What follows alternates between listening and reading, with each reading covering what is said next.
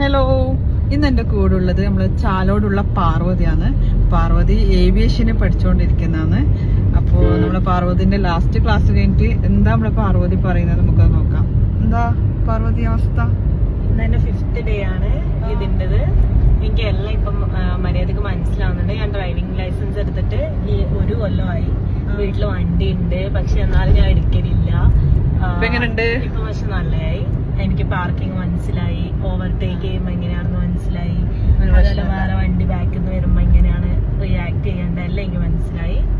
എല്ലാ ഭാഗത്തും ഇപ്പൊ എനിക്ക് പോവാൻ ഭയങ്കര കോൺഫിഡൻസ് ആയി. വണ്ടി ഒറ്റയ്ക്ക് എടുത്തിട്ട് പോകാനുള്ള കോൺഫിഡൻസ് വന്ന്. ആരും ഒപ്പരം ഇല്ലെങ്കിലും ഞാൻ വണ്ടി എടുക്കുന്നുള്ള കോൺഫിഡൻസ് ആയി തന്നെ.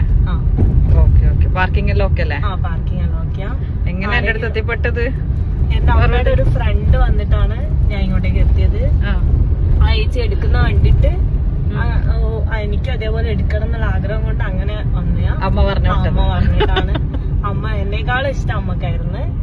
പഠിച്ചിട്ട് വേണം എവിടെയും പോവാൻ. ആ രീതി തന്നെ. ഇനി ആരെങ്കിലും ലൈസൻസ് എടുത്തിട്ട് ഇതേമാതിരി നിക്കുന്നുണ്ടെങ്കിൽ എന്തായാലും ചേച്ചിനെ കോണ്ടാക്ട് ചെയ്തിട്ട് ഇവിടെ മെഴ്സീസ് ഡ്രൈവിംഗിൽ വന്നോ.